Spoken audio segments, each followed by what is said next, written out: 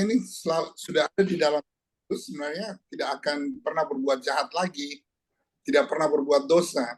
Tetapi banyak yang masih berkonotasi bahwa kalau kita berbuat dosa gimana? Padahal sebenarnya tidak bisa lagi, maksudnya bukan tidak bisa ya, tidak harus itu dilakukan lagi karena kita sudah berada di dalam Kristus. Jadi kita harus betul-betul setia di jalan Dia. Bukan kita sebentar di gelap, sebentar ke terang. Jadi ada banyak memang yang teman-teman atau orang biasanya bilang kita masih jatuh di dalam dosa, sehingga ada banyak pengakuan dosa kan, banyak pengakuan dosa. Kalau doa tidak dikabulkan dibilang dosamu masih ada, terulang terus kata-kata begitu ya. Jadi tidak berhentinya kita berbuat dosa sebenarnya. Padahal sebenarnya kalau kita dengar doa Bapa kami mengatakan bahwa ampunilah kami dari kesalahan kami, bukan lagi dari dosa kami, tapi dari salah mungkin kita bertindak gegabah atau apa. Nah, ayat tadi itu yang Pak Henrik pun ambil itu menegaskan sekali bahwa kalau kita sudah di dalam Kristus, kita tidak berbuat dosa lagi. Bukan bilang tidak, bukan apa ini, bisa jatuh lagi atau bisa terulang lagi. Harusnya kita sudah tidak berbuat dosa lagi karena kita di dalam Dia. Jadi pengertian menyatu kita dengan Kristus itu adalah sungguh-sungguh terjadi ya. Bukan sekedar tahu Kristus tapi mengenal Dia, apa yang Dia kehendaki kan, kita bersatu dengan Dia. Thank you Pak Hendrik. Cuma itu. Bentar Pak, ini hujan besar Pak, ya kedengeran suaranya. Hujan besar sekali ini. Oh, gede ya hujannya. Pak. Wah, baru tanpa plafonnya jadi kedengaran sekali ya. Oke, sekarang saya pindah lagi ke gedung gereja. Soalnya di sana nggak ada ininya, nggak ada apa, nggak ada signal. Wah ini gereja besar loh Pak, lihat tuh gereja yang besar. Tuh. Wih, gerejanya Tayu ini. Mantap. Ya, jadi kembali lagi ya. Kita ini selalu ya, ini jadi masalah nih ya. Kita ini memakai 1 Yohanes 1 ayat 9 yang bunyinya, jika kita mengaku dosa kita, maka Ia adalah setia dan adil. Dan Ia akan mengampuni segala dosa kita dan mencucikan kita dari segala kejahatan. Ini ayat yang paling banyak disalahgunain sama orang Kristen. Paling banyak. Kan ada ayatnya, Pak. Kalau kita mengaku dosa kita, Dia akan ampuni. Nah, pertanyaannya yang paling terbesar adalah, jika kita mengaku dosa kita, pertanyaannya ini, ayat ini ditujukan kepada orang yang sudah percaya Yesus atau belum? Jika kita mengaku dosa kita, ini ayat ini ditujukan kepada orang yang sudah mengenal Tuhan Yesus atau belum? Belum. Hah? Belum mengenal Tuhan Yesus. Kenapa? Kalau kita sudah mengenal Yesus, Yesus sudah menebus dosa kita. Dosa apa lagi yang harus kita akui? Betul nggak? Iya, iya. Tapi orang yang belum mengenal Yesus, dosanya begitu banyak, dia harus mengakui di depan Kristus bahwa saya orang berdosa, saya dosanya ini. Lalu Yesus akan menyucikan kita, mengampuni segala dosa kita dan menyucikan kita. Ini ayat khusus untuk orang yang belum mengenal Kristus.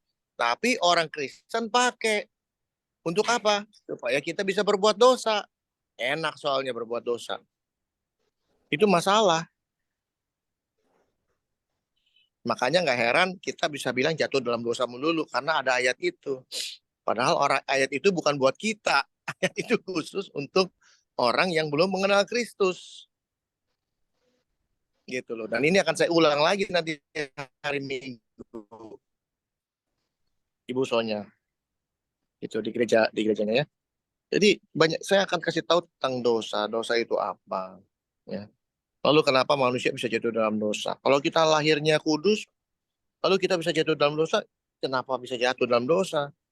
Kan gitu. Nanti kita akan bahas di sana.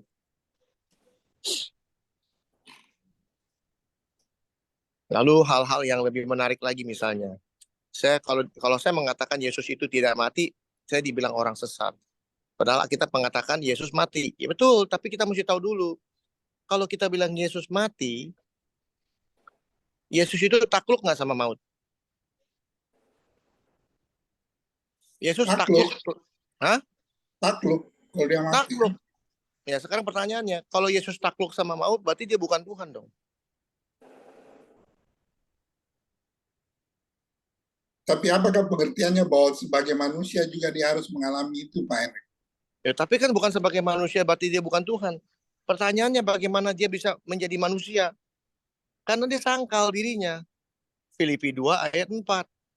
Dia menyangkal dirinya bahwa dia Tuhan.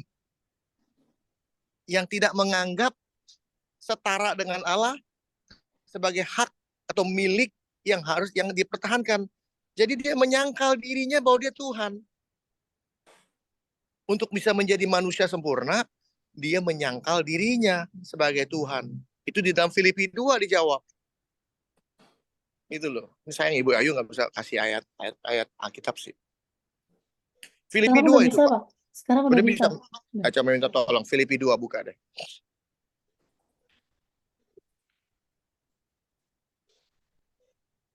Jadi Yesus itu bisa menjadi manusia sebagai manusia yang sempurna ya. Manusia yang 100% manusia. Dia sangkal dirinya. Saya nggak bawa laptop, kebetulan salah saya.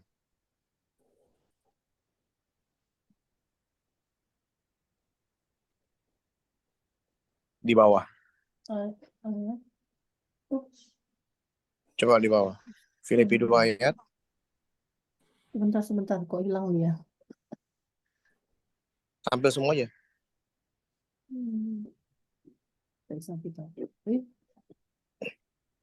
Kok hilang dia ya?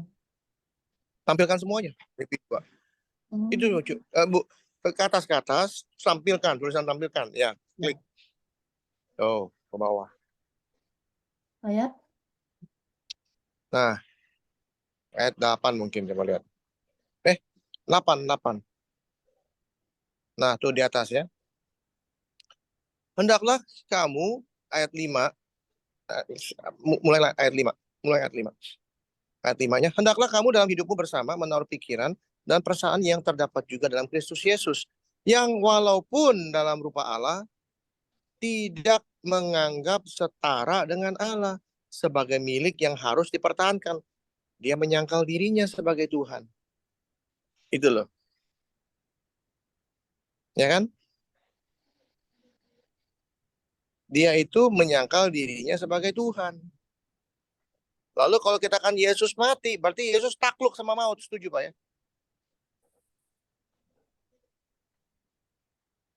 Dia takluk sama maut, padahal dia tidak takluk kepada maut. Ada nggak ayatnya bahwa Yesus tidak takluk kepada maut?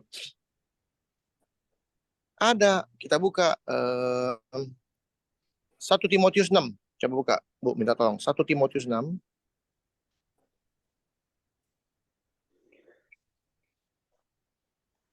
Ayat 16.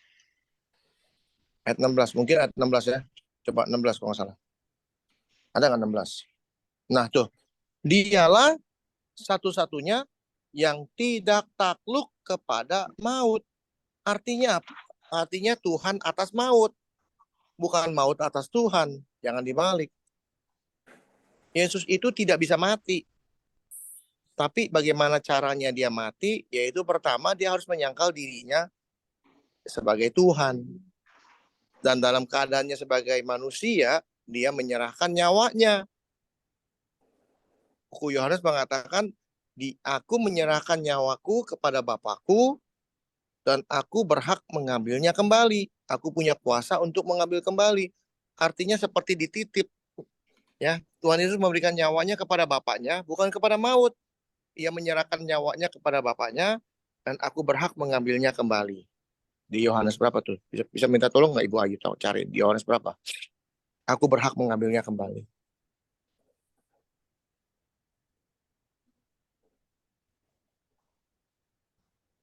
Yohanes berapa tuh? Bu? Coba Sebentar, taruh. sebentar. Jadi Yesus itu benar-benar menyerahkan nyawanya. Itu yang paling penting yang harus kita ketahui. Jadi kalau kita nih orang Kristen merusak kekristenan dengan cara Yesus mati, Yesus mati. Maka kita jadi bulan-bulanan agama lain. Lihat aja orang Kristen orang paling bingung, bodoh. Kenapa? Orang mati disembah-sembah. Padahal Yesus tidak mati. Yesus hanya menyerahkan nyawanya, nitipin nyawanya, dan pada saat kita melihat dia menyerahkan nyawanya kepada Bapaknya, ya tentu aja sebagai manusia dia terlihat mati, padahal dia nggak mati. Tidak seorang pun mengambilnya daripadaku, melainkan aku memberikannya menurut kehendakku. Sendiri, aku berkuasa mengambilnya kembali. Inilah tugas yang kuterima dari Bapakku. Itu kita lihat 18-17-nya kita harus lihat juga. Supaya ngerti ini, orang pada nggak ngerti ntar. Yohanes 10, 17. 17, 18.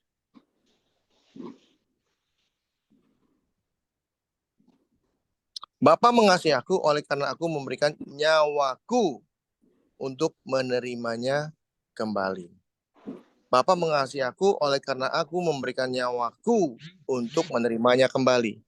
Nah itu yang harus penting sekali kita perhatikan. Gitu loh. Jadi Yesus berkuasa mengambil nyawanya kembali. Kalau dia mati, nanti orang bilang dia bangkit karena dia mengalahkan maut. Bukan. Karena dia di atas maut. Satu-satunya yang tidak takluk kepada maut. Itu jelas 1 Timotius 6 ayat 16. Gitu loh. Jadi ini paradigma kita, pola pikir kita sudah harus berubah sebagai orang Kristen yang sejati. Sehingga kita menyembah Tuhan bukan Tuhan yang mati, tapi Tuhan yang hidup. Yesus itu hidup dulu, sekarang, sampai selama-lamanya. Dia secara jasmani terlihat mati, padahal dia nggak mati. Dia tuh nggak mati. Dia hanya menitipkan nyawanya kepada Bapaknya, dan dia mempunyai kuasa untuk mengambilnya kembali. Gimana caranya dia bisa mengambil kembali kalau dia mati? Betul nggak, Pak? Betul nggak, Pak Herman? Gimana Ya, caranya? Gimana caranya dia menyerahkan nyawanya dan dia bisa ngambil kembali kalau dia mati? Ya nggak mati, Pak. Ini pemahaman harus tahu gitu loh. dia nggak mati seperti pengertian diri kita mati ya. Iya, tapi kita secara kasat mata, secara mata kita, secara lihat daging bahwa dia mati disalib dan dia benar-benar mati menyerahkan nyawanya supaya terlihat bahwa kita sebagai manusia ada harapan. Orang mati seperti Kristus ini bisa bangkit. Padahal secara Kristus dia nggak mati. Dia cuma menunjukin kalau kamu mati, kamu bisa hidup kembali seperti saya. Gitu loh. Tapi bedanya saya ini bukan mati, tapi saya menyerahkan nyawa saya dan saya bisa mengambil kembali. Kalau kamu mati, benar-benar mati karena kamu takluk di bawah maut. Itu penting. Dan karena saya bisa membangkitkan diri saya sendiri, mengambil nyawa saya sendiri, kamu pun saya akan bangkitkan di akhir zaman. Itu kata Yesus, bukan kata saya. Barang siapa yang percaya kepada dia akan kubangkitkan di akhir zaman. Gitu loh. Ada nggak ayat? Ada nggak ayatnya tuh? Wahyu. Ada dong, kalau Hendrik nanya pasti ada. Kalau Hendrik ngomong maksud saya. Selamat malam Bapak Ibu, senang bisa bertemu. Selamat siang Bu Agatha.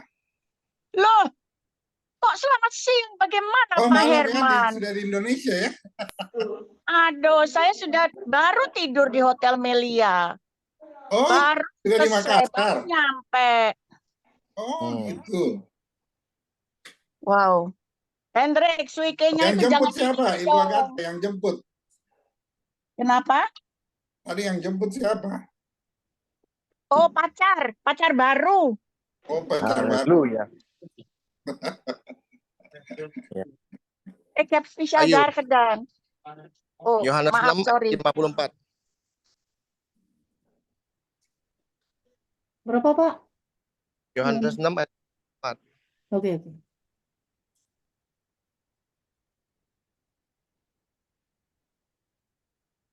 Yohanes 6 ayat 44. Oke. 54.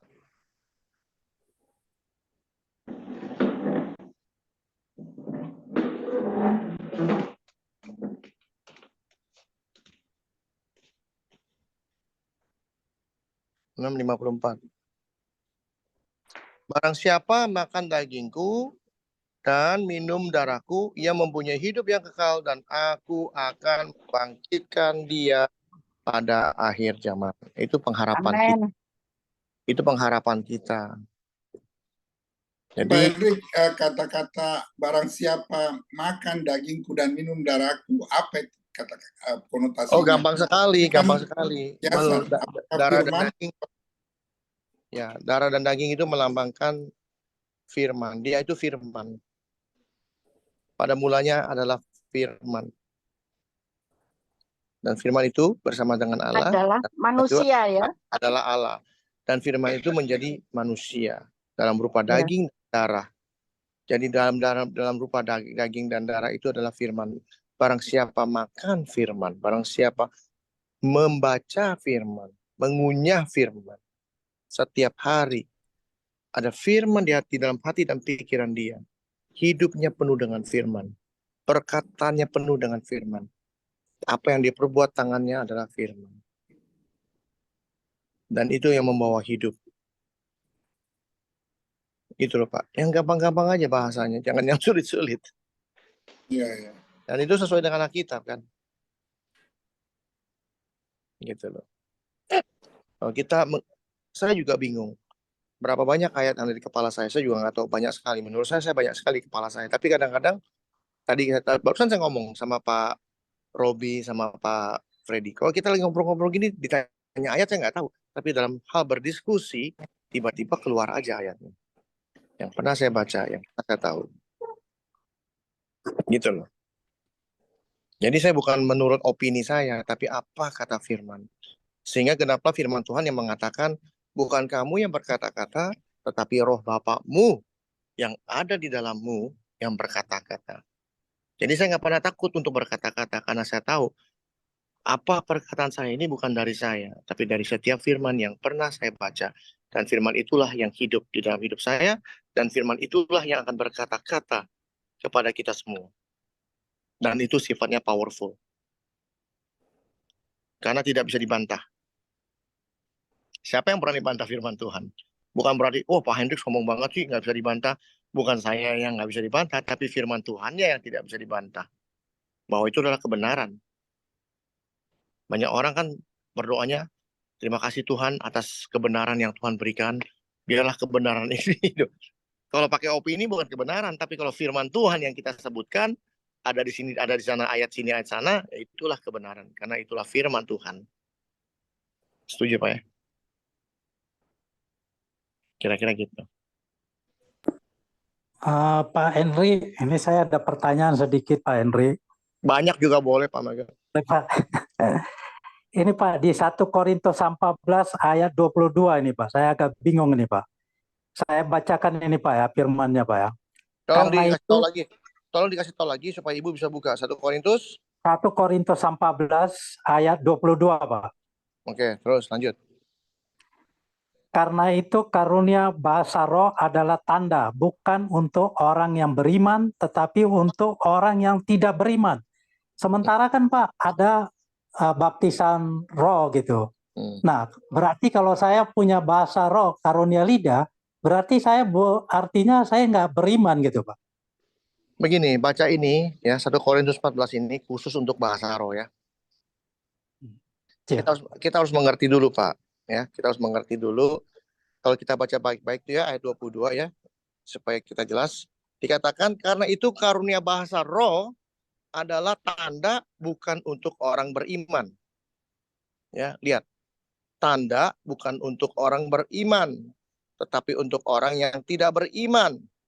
Sedangkan karunia untuk bernubuat, tanda bukan untuk orang yang tidak beriman, tapi untuk orang yang beriman. Artinya apa? Kita bicara tentang nubuatan, betul? Iya. Jadi orang yang bernubuat, kalau orang bisa bernubuat disebut apa?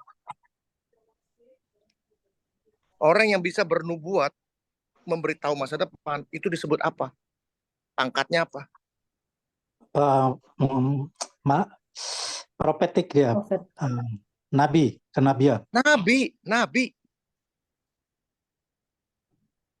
Ngerti? Bernubuat itu nabi. Yang bisa bernubuat itu disebut nabi. Kenapa? Ya. banyak orang nggak ngerti bahasa roh. Bahasa roh itu dibagi dua. Satu bahasa yang bisa dimengerti manusia, contohnya yang ada di Pantekosta. Pantekosta itu murid-murid Yesus bicara dengan bahasa yang dikenal. Bahasa Persia, bahasa Arab, bahasa Yunani, bahasa ini dan itu. Bahasa sehari-hari. Tapi kepada orang-orang yang bisa mendengar. Untuk orang yang tidak beriman. Khusus untuk orang yang tidak beriman. Jadi orang yang tidak beriman bisa mendengar. Pada saat turunnya Pentakosta, Petrus berbicara dalam bahasa dunia untuk orang-orang yang tidak beriman dengan bahasa yang mereka ngerti. Ngerti ya? Ya, ngerti, Itu Pak. contoh pertama. Contoh nomor dua, bahasa itu dibagi dua. Satu untuk yang tadi saya baru sebut. Yang kedua, khusus buat nabi yang bla bla bla bla bla bla bla yang tidak dimengerti manusia. Ada di mana ayatnya? 1 Korintus 14, buka ke atas coba lihat, Bu. Tolong, Bu. Buka semua paling atas. Ini mesti jelas. Jadi kalau orang udah bahasa roh, belang blung, nanti saya tanya, Bapak atau Ibu, nabi bukan? Kalau bukan mendingan diam. Malu nanti. Saya kasih lihat, ya. Coba lihat. Kok kecil amat tulisannya, Bu? Oh, ini dia. Ya, kita lihat. Siapa berkata, ayat 2 ya, kita mulai. Siapa berkata-kata dengan bahasa roh, dia tidak berkata-kata kepada manusia, tetapi kepada Allah. Sebab tidak ada seorang pun yang mengerti bahasanya. Dan oleh roh ia mengucapkan hal-hal yang rahasia. Artinya apa? Artinya roh itu mengucapkan sesuatu yang rahasia. Manusia nggak tahu, setan pun nggak tahu. Ini mesti tahu dulu.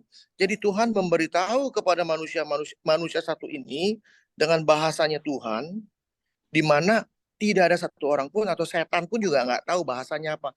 Kalau setan tahu, orang tahu, itu namanya bukan rahasia. Sesuatu rahasia. Artinya, saya misalnya sebagai nabi, ya saya nabi ini dah, misalnya nabi saya. Ya saya berbicara kepada Tuhan dengan bahasa yang orang nggak ada yang tahu. Nggak ada yang ngerti. Karena saya nabi. Tapi saya sebagai nabi, saya mengerti.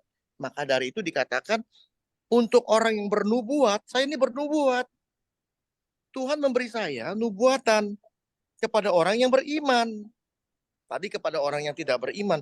Tapi bahasa roh yang tidak dimengerti ini, khusus untuk orang yang beriman. Saya, sebagai nabi, misalnya saya nabi saya gitu loh. Nah, tugasnya saya apa? Apa yang saya dengar dari roh, dengan bahasa yang tidak dimengerti ini, harus saya translate ke dalam bahasa saya, bahasa Indonesia, gitu loh. Supaya jemaat ini bisa dibangun. Kita baca. Lanjut. Mana, Bu? Coba, Bu.